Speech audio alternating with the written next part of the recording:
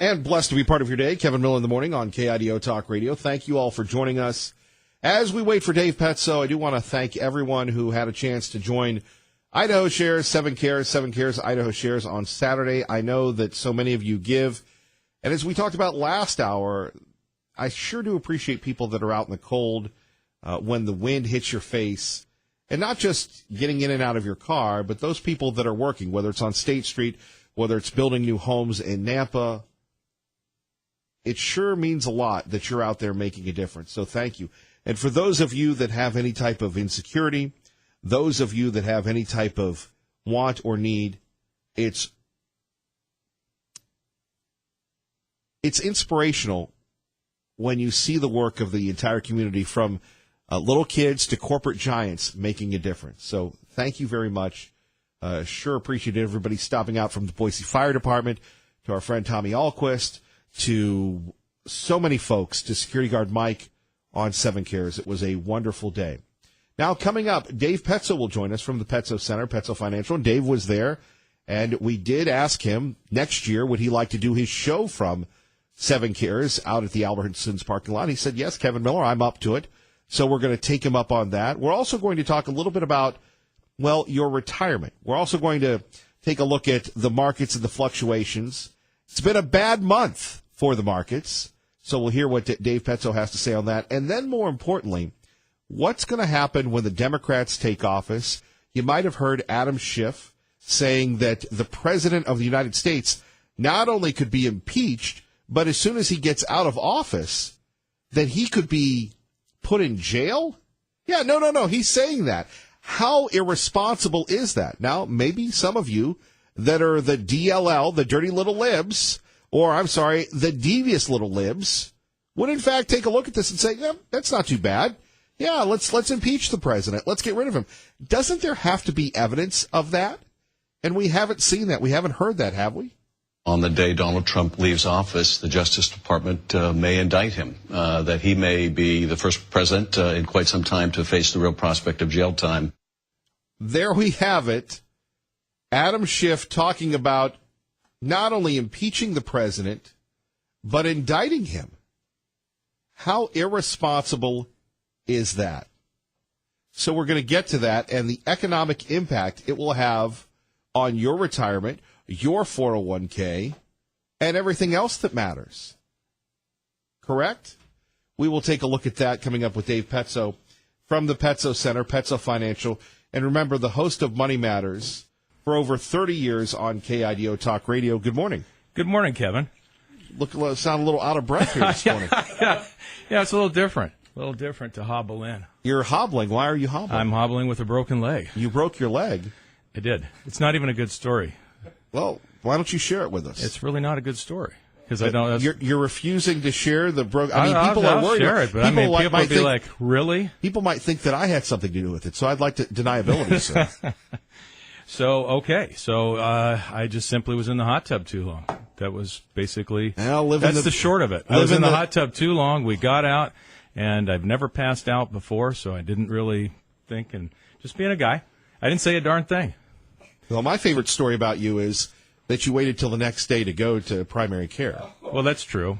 Yeah. No, I love that because you're a fiscal conservative and you didn't want to pay the inflated costs at the emergency room. Nor did I want to go through all the EKGs and all the other nonsense they were going to put me through because, just in case it's my heart.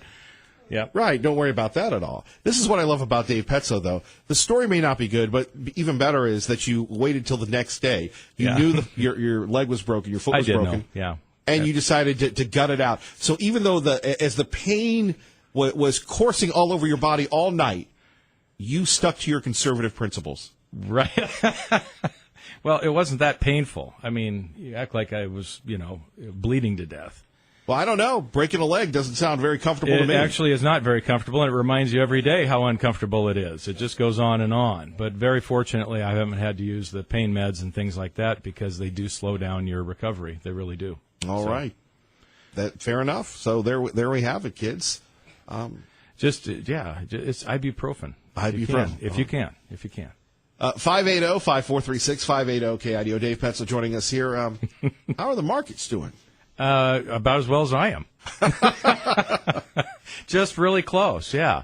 Yeah, they're not doing well right now. Kevin, we're bouncing. We're in one of those periods where we had a great week, right? I think it was when we talked last week. I was telling you, wow, we just had the best week we've had since 2011, right? I mean, it was up like 5% for the week.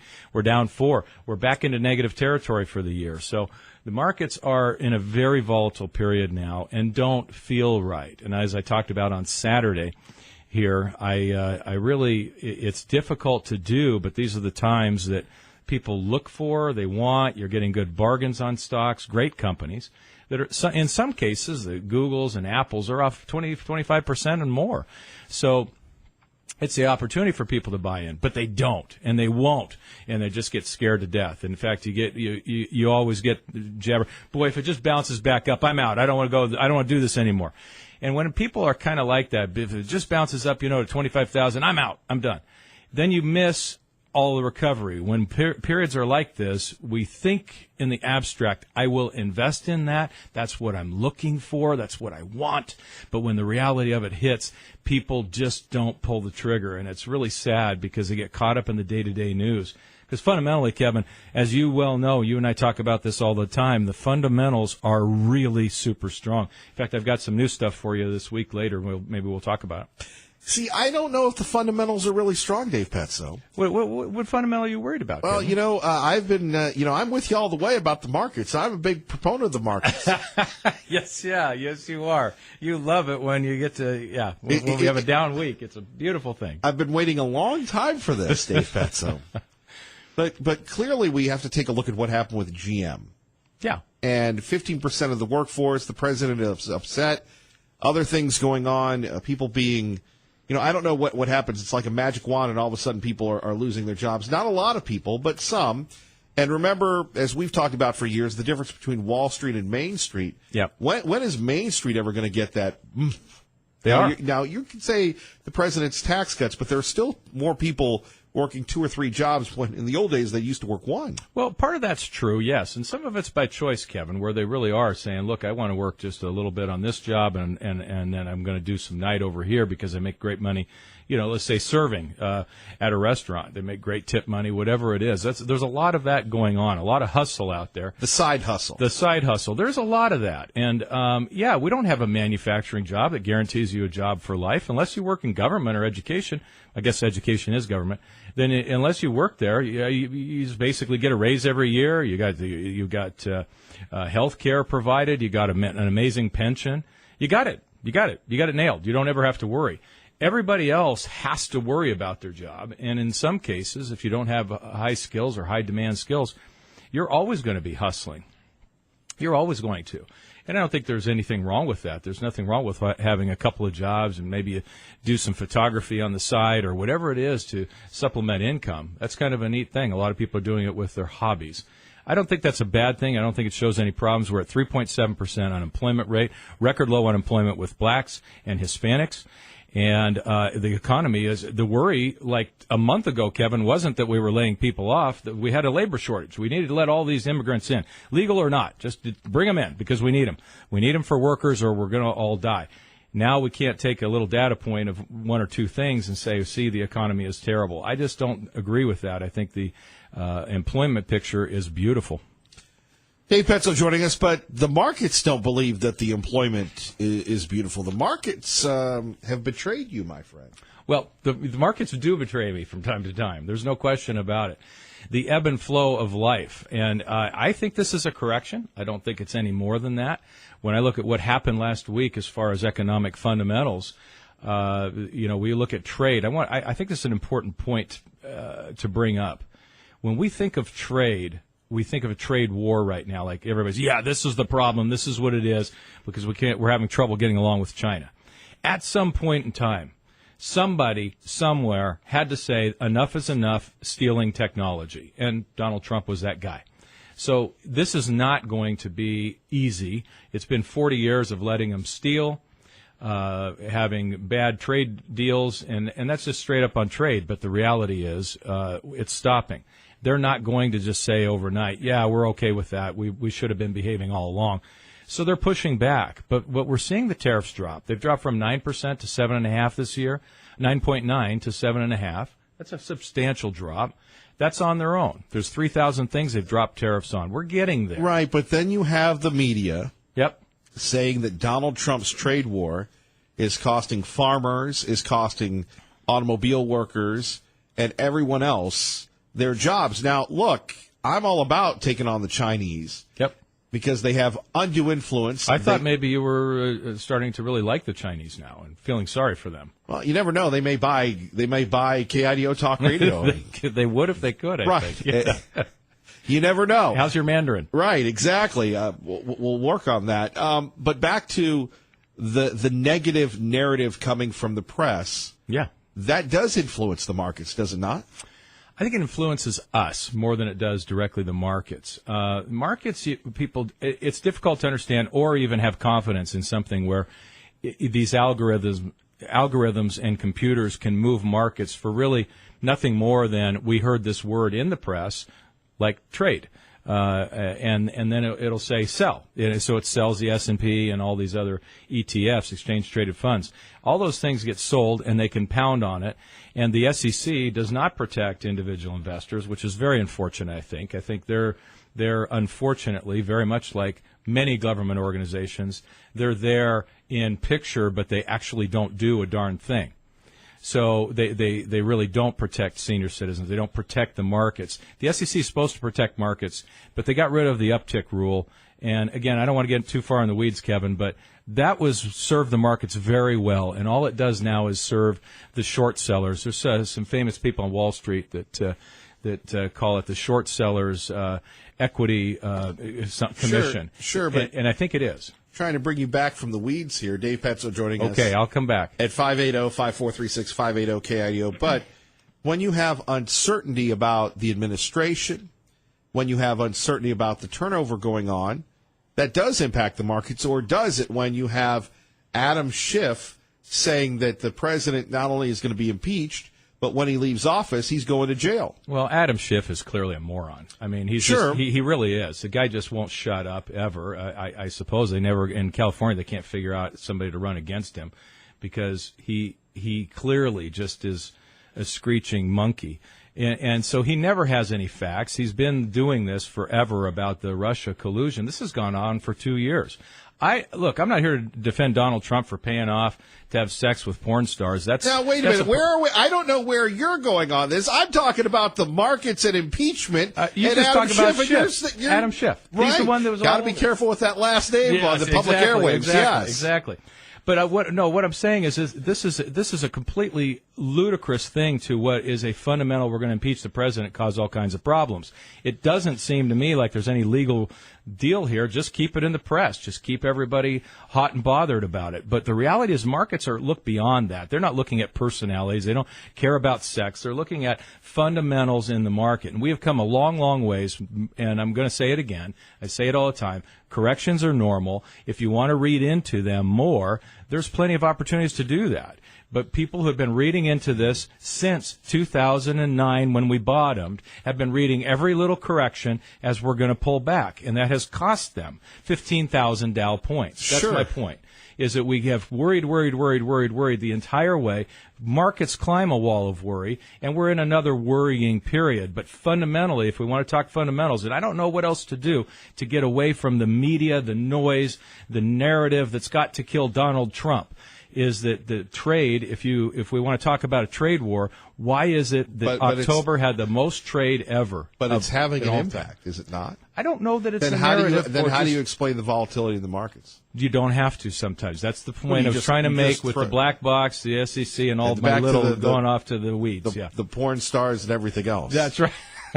More coming up with Dave Petzo I'm next. listening back, Kevin. I didn't think I was that far off. KIDO Talk Radio. And blessed to be part of your day. Kevin Miller in the morning. Dave Petzo joining us. Let's see. All right. Let's go to Katie. She has a question. Can you please ask Dave Petzo? Oh, no, I'm just reading it. About his opinion and thoughts regarding GE. Does Mr. Petzo think it's a good stock to invest? Now, I know you can't give specific advice because then you'll get slapped and such, but General Electric.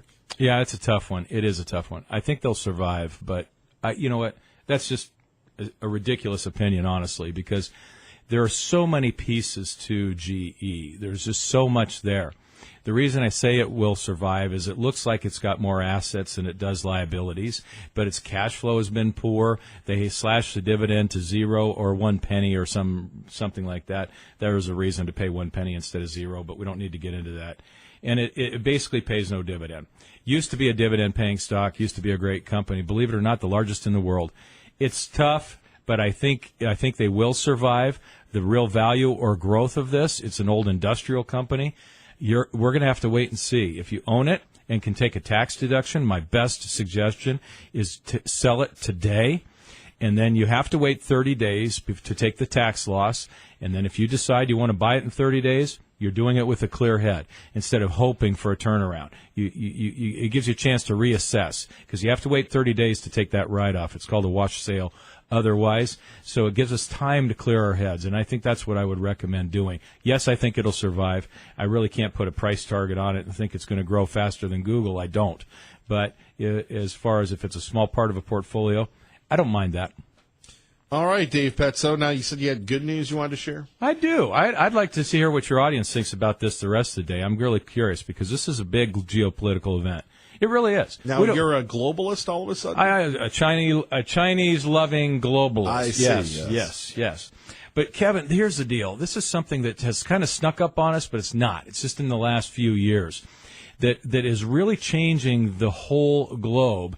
And we only think of it as like, well, that's kind of okay. I wonder how many jobs it creates, blah, blah, blah. Well, that's true. Economically, it's huge. But are you ready? We are for the first time in 75 years, a net energy exporter. We export more energy than we input. Look, Kevin, you and I, when we were young, or you were a baby anyway, we had gas lines in this country because of OPEC. This is a structural. This is why Russia's so mad and so poor. They can't hold it over the Europeans anymore. That they have the only energy pipeline. That's why that whole thing with Merkel and Trump was so important. Getting rid of that pipeline. It's why the whole Middle East is changing, and Saudi Arabia is trying to be peaceful and trying to be helpful, trying to find alliances. It's why the Chinese can't hold a sway over us either, trade-wise. We have got a huge, powerful position in the world where we cannot be held hostage, and particularly hostage by people that hate us. What do you do with Iran? You tell them to heck with it. We're not even going to let you sell oil anywhere in the world. We don't care. And we see the world awash in oil. Why? Because the greatest importer is now an exporter. And this happens in a matter of just a few years. So when we think about it, we don't talk about why aren't our gas prices cheaper? Well, they are, Kevin Miller. They're cheaper than they were 10 years ago. Be $1 cheaper than they Well, you need to talk to local governments about that, the taxes. And the feds. And I know I already hear people saying, well, Kevin, in Paris, it's $3.50. That's why they're burning Paris. I know that. That's true, but we're not Europe either. And I agree with you, Kevin. The taxes are high, but we do have to build roads and things like that, and I don't think it's too high to pay $2.50 a gallon. I think the oil companies make a lot of money at our expense. I think that's where our roads will diverge, if you will. Well, the oil companies do make money, thank goodness, or they'll stop drilling for oil. But making a lot of money, remember the Exxons and the Chevrons continue to move down as far as companies that make money or the biggest companies in the world. They're not.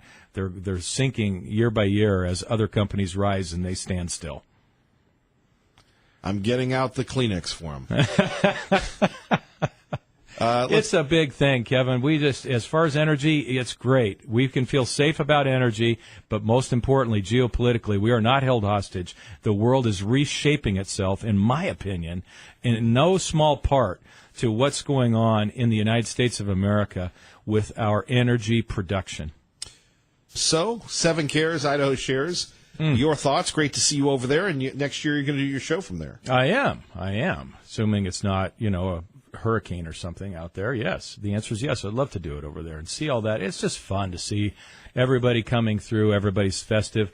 And Kevin, you and I have talked about this before too, and how amazing it is to watch all these people give. It's just such a heart change, and watching somebody be inspired and decide, I'm just going to give a radical amount of money. And we saw some of that on over the weekend, and it's just a neat thing. And watching the kids get involved, everybody from the Bronco cheerleaders to the mayor and everybody else coming through. It's a real community event. I don't think I saw the mayor. Okay, I didn't either, but I just assumed he was there. So sorry about that. I've been there many years. I don't usually make stuff up. I just assumed that he was there. And really hats off to the Bronco cheerleaders.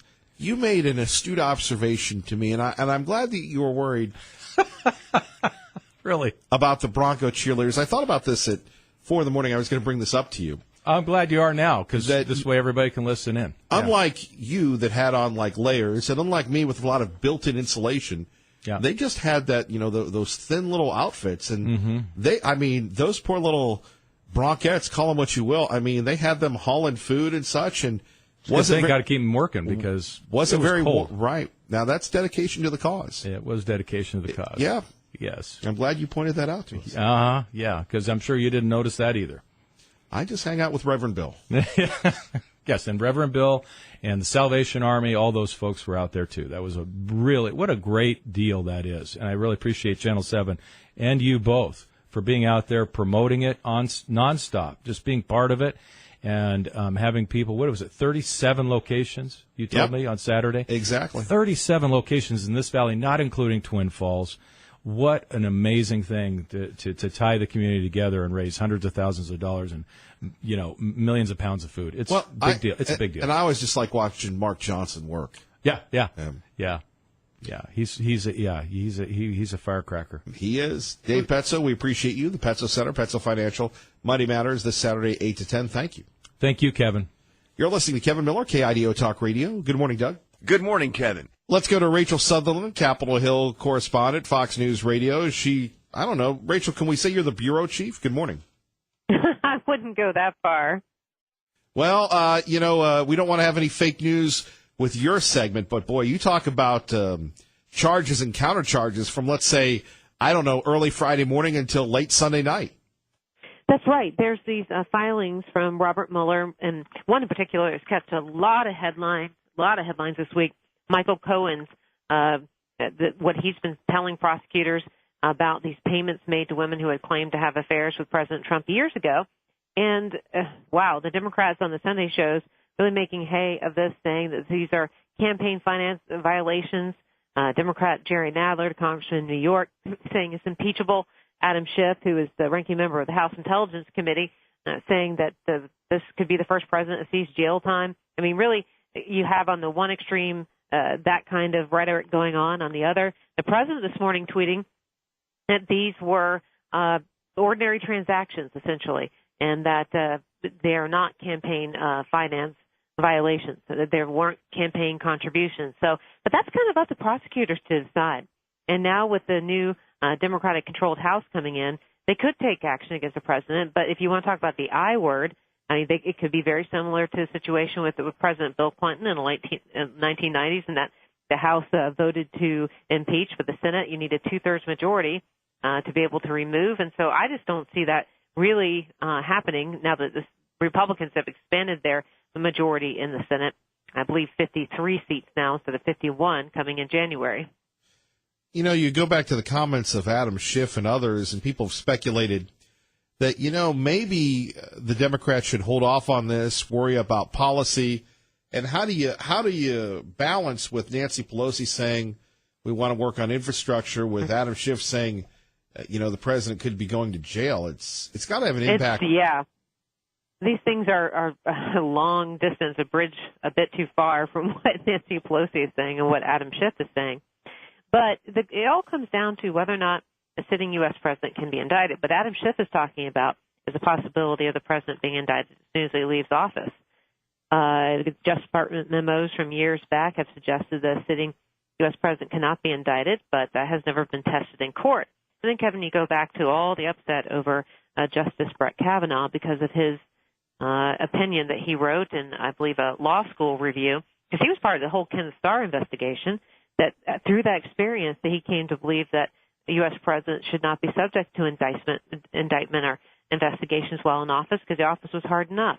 So if this were tried and go up to the Supreme Court, it's not a shoo-in that the court would side with the president. You still have Chief Justice John Roberts, who in some respects is filling a bit of the swing vote that Anthony Kennedy left behind. So again, it's just hard to really tell where this is going. It does look to be a rocky path ahead, though. Well, don't we have to still pass a budget? Oh, yeah, on the 21st. Yes, there is that on Capitol Hill. 11:59:59 is the drop-dead date for this on the 21st. And the thing that's holding this up the most is the president's request for border wall funding. He wants $5 billion down payment. In a way, this is maybe a last-ditch effort for the president to get this money, because when Democrats come in January, they're not going to be really amenable to that. So he's been threatening to shut down the government. Whether or not they'll come up with something, it depends. I mean, I was talking to our senior Capitol Hill producer, Chad Pergram. He doesn't seem to know. He thinks that possibly they'll squeak something out, but really trying to avoid what they call a nightmare before Christmas. We can only laugh, but I love how you put that, the nightmare before Christmas. Boy. Rachel, anything else that we might have missed? I think that's the main news over the weekend. Of course, the changing of the guard there as far as chief of staff at the White House. We had heard, of course, that John Kelly is going to be leaving. And Nick Ayers, who is the chief of staff for the vice president, says he doesn't want the job. He's saying thanks but no thanks. So the search is on, and the president apparently looking at Mick Mulvaney, who leads the Office of Management and Budget, and also Mark Meadows, the congressman from North Carolina, who is chairman of the House Freedom Caucus. It's a pretty uber conservative wing of the House. So I don't know if either of these two are interested, though. I mean, I don't know. People with the indictments swirling around and plea deals and stuff, they may not be all that excited about working at the White House right now. Well, plus you've got the family as well. You've got to be nice to the Kushners and the Ivankas, and it's a very unique dynamic in this administration. Absolutely. And also Donald Trump Jr., who there's some speculation that Mueller could be looking very closely at him. The president would be in the position of having to deal with that, his own son getting into some legal trouble. Rachel Sutherland hitting it out of the park on Monday. We appreciate you. Thank you. Thanks, Kevin. Rachel Sutherland, and I love having Rachel on here at 580-5436, 580-KIDO, because she truly is the voice of reason. And we don't even have a budget yet for next year. And by the 21st, we have to pass a budget or the government runs out of money. And as she said, the nightmare before Christmas, whether it's government workers, whether it's the military, most of us in America live paycheck to paycheck. Well, they're going to get their money back and then some. You do your work, you get paid. Maybe the Congress shouldn't get their money. Maybe the staff of the Congress folks shouldn't get their money. And the people in the White House shouldn't get their money. And then all of a sudden, I think they would get paid. Congress has one thing, if you go back to the Constitution, and that's to pass the budget. And we've gone off on a terrible cliff because of the cult of personality. Whether it was Obama or Clinton or whomever, the devious little libs, we have gone off on a tainted culture of personality where we have Donald Trump, who won fair and square. Now they're out to get him. They're going to do whatever they can to take him down. And I have to say, Adam Schiff should be ashamed of himself. He is a congressman from California, fanning the flames of impeachment and arrest. Can anybody tell me for what? On the day Donald Trump leaves office, the Justice Department may indict him, that he may be the first president in quite some time to face the real prospect of jail time. You got to think to yourself, if you're President Trump, maybe I should have just kept making money, doing business deals, and I wouldn't have to worry about this hassle. Not only that, but now we have NBC and ABC drumming up the banner of impeachment. About is that prosecutor's document where President Trump directed Michael Cohen to pay off these women because that may, in the view of prosecutors, influence the outcome of the election. Right. Are we going to hear more of this in January now from leading Democrats, that maybe there are impeachable offenses here? I think it's inevitable, and in fact, I think there's going to be a point where House Democrats are going to feel as if they don't open an impeachment inquiry over what they've seen so far, then what would be the trigger? A future Congress in 25 years may be upset that this next Congress didn't do it. There is so much alleged law-breaking that has taken place, that if Congress at all... Now, remember, what he's saying is there's nothing specific. There's nothing specific. And just like Sean Hannity said, after this new Congress gets sworn in until November 7th, 2020, Katie barred the door. It's going to be a knockdown, drag out. We ain't seen nothing yet, folks. I love this. These alleged crimes, there's nothing there. Ha! And yet here you have the press that has been embarrassed by this president because he goes directly to the people, the real people in America, and they want to make an example out of him. That's exactly what they want to do. Be a watchdog for the executive branch. I think that's inevitable. So, look, I think it's inevitable that an impeachment inquiry is going to get open. And as Jerry Nadler says, that doesn't mean they will end up impeaching him. Right. But I think the investigation is going to open sooner rather than later. They at least have to go there. But the New York Times today quotes the incoming chairman of the House Judiciary Committee saying, Jerry Nadler saying, if the campaign finance case as laid out by prosecutors is true, Mr. Trump would be likely to meet the criteria for an impeachable offense, and he said he would instruct his committee to investigate when he takes over in January. So I do think things have moved since last Friday. And there we have it. There we have it. Martha Raddatz, no fan of the president as well. But really, these are all allegations that have not been substantiated by the special prosecutor, by anybody. And yet, it's time to get rid of President Trump. And what has President Trump done? He's made America great again and continues to do so. Well, your thoughts at 580-5436, 580-KIDO. And to me, the most troubling from a guy from California saying this. On the day Donald Trump leaves office, the Justice Department may indict him, that he may be the first president in quite some time to face the real prospect of jail time. So much for Let's Get Along with the Democrats. Kevin Miller, KIDO Talk Radio. And blessed to be with you, Kevin Miller in the morning, KIDO Talk Radio. Don't forget, this week we're at Bishop Kelly High School, promoting our school, securing our future. Let's go to the phones, and we start with Cliff in Boise. Cliff, good morning. You're on KIDO Talk Radio. Good morning, Kevin. Hey, Kevin, way back with Watergate, there was when we had some reporters who were actually almost honest, there was a reporter who was talking to a Democrat when they were having the impeachment hearings, and he said, I'm going to vote to impeach. The reporter actually looked at him and said, wait, you haven't heard any evidence. He says, I don't care. It's Richard Nixon. Wow. And here we are, 40-some years later, and this accusation with Cohen, remember the words, they can say anything they want until they get under oath. And it's the same lie that's been passed on and handled, that all Cohen did is he alleges that President Trump instructed him to make the payoff. But remember, there's the tape that we've heard, and he said, we're going to probably have to make a payoff. And we hear the president saying, no, no, no, 3 times on that tape. And this is the same lie, that as if something has changed since a couple of months ago when that first allegation came up. Nothing has changed. It's just Cohen made the payoff, he said, at the, quote, direction of the president. Well, and again, it goes back to the John Edwards case.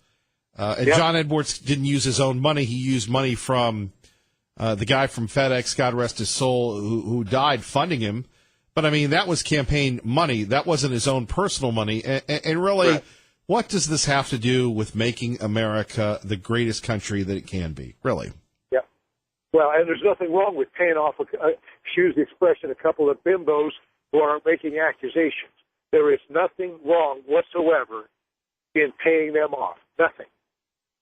Now, if it was to affect the outcome of the election, that's about as stupid as you can get. But remember something. Once the Democrats take over on the 3rd of January, none of that matters. The law does not matter in those congressional hearings. All they care about is damaging the reputation of President Trump, period, end of subject, and winning it in the press. Am I right? You're right, Cliff, unfortunately, and the press will continue to pump that up. Yeah, and unfortunately, I just had two people I had blocked on Facebook. I don't know them. They were friends of a friend. And, boy, they're just going off on, President, everybody knows the crimes. Well, no, nobody knows anything about any crimes, including Nadler and Adam Schiff and all these clowns. Remember, this is the same Adam Schiff who referred to Kavanaugh as a serial rapist. Remember that? Yeah. The serial rapist. And now it turns out they were all lies, and wow. What a shame. Fortunately, Kavanaugh stood up to it. What a shame that this has gone on this long. Hey, Kevin, you have a great day. Thank you, Cliff. Thank you for listening. Always good to listen to you. Bye-bye. Bye-bye. Well, I was wondering if we'd hear from her. It's been a few days. Liberty Linda joins us now on KIDO Talk Radio. Good morning. Been a few sick days, but anyway, I'm back. And, don't you think we do that every year, not pass a budget? Don't we hear this all the time? Unfortunately. Yeah, unfortunately. And impeachment. They think if they keep saying the word over and over and over again, that everybody in the United States will believe it. And it's called, a simple thing, Kevin, it's called brainwashing. It's as simple as that. Really? Yeah, brainwash, don't you think so? That's why they keep saying it. So we all think, oh, yeah, we got to impeach him. We have no reason to impeach him. He's been actually the savior of the United States, someone we've been waiting for. And, yeah, it's total brainwashing, I think. Liberty Linda, thank you for the call. Anything else you'd like to share with us? Hope you feel better. Oh, thanks. No, just that Tom Lenz was correct. Absolutely 100% this morning. About what? The Convention of States. Well, no, Tom Munz is, Hank took issue, said he's working with Soros. And Tom got mad, and then Hank got mad. I don't know. Well, I didn't know that Hank told jokes, but wow. That's a really good one, because Tom Lenz does not work with Soros. Well, Soros is against the Convention of States. No, I don't believe it, then. That's a joke. Anyway, I haven't heard any Dems come out against it. Do you know any other Dems that have come out against it? No, they're quiet. I don't know. I don't hang out with the libs. Well, good for you. We know you don't. That's why we listen. No, anyway, yeah, Tom Munz is absolutely correct about the Convention of States, and Hank is my very dear friend, but he's wrong on this one. He's absolutely wrong. The Dems are not speaking out against it. They're quiet in the background. So ask ourselves the question, why are they quiet? Because they're not against it. Anyway, that's all this sick girl can say today. Well, we hope you feel better. Thanks, Kevin. Have a great day. You too. Liberty Linda joining us. Phone numbers 580-5436, 580-KIDO. Let's get you to traffic and weather to go. So back to this policy at the University of Montana Western. They've got a new policy that wants to prevent students from being, quote, mean, nasty, or vindictive in spoken or printed or emailed words, facial expressions, or gestures, right? Gestures.